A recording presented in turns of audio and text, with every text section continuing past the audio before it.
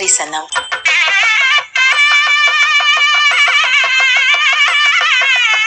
அருள் பெருகும் அம்பிகை விழா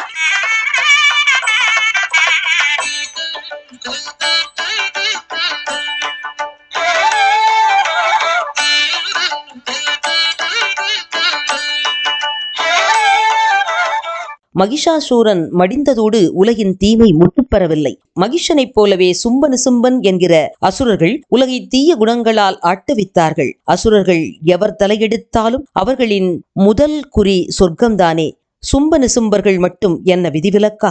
எல்லாம் வழக்கம் போலவே நடந்தது. சும்பர்கள் தேவலோகத்தின் மீது படையெடுத்து அதை கைப்பற்றி கொண்டார்கள். வலிமை வாய்ந்த அசுரர்களை எதிர்க்க முடியாமல் இந்திரன் தலைதெறிக்க ஓடிப்போனான். தேவர்கள் அசுரர்கள் கையில் சிக்காமல் தலைமறைவானார்கள் மீண்டும். எனவே நவராத்திரி நாயகியான உத்தரசரித தேவி மகா சரஸ்வதி கௌரியாக வடிவெடுக்க வேண்டிய காலம் நெருங்கியது. நவராத்திரி நன்னாளின் 8ஆம் நாளென்று கடை 3 நாட்களின் இடைநாள் கலைவாணி சரஸ்வதி கருணைமழையால் ஞானம் பெற்ற அருளாளர்களும் அஞ்ஞான இருளகற்ற வேண்டி பக்த பெருமக்களும் பணிவோடு அம்மையை வெள்ளை வண்ணம் கொண்ட ஆடையாலும் பூக்களாலும் அலங்கரித்து மகா கௌரியாக வழிபடுகின்றார்கள்.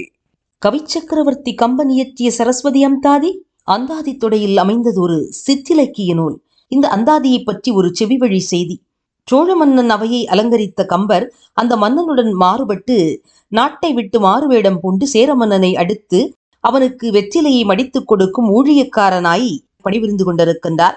சேர மன்னனின் அவை புலவர் பொறாமையால் கம்பரை இழிவுபடுத்த செய்த சூழ்ச்சியை முறியடிக்க வேண்டி கம்பர் சரஸ்வதி தேவி இந்த அந்தாதியால் போற்றி அவளுடைய இடக்கார் சிலம்பை பெற்றார் என்றும், பின்னர் மன்னன் வேண்டுகோளுக்கு இசைந்து தேவியை துதிக்க கலைவர்கள் தோன்றி நடனமிட்டு கம்பருக்கு அளித்த இடக்கார் சிலம்பை மீண்டும் பெற்று அணிந்து கொண்டு காட்சி தந்தாள் என்றும் கூறப்படுகிறது.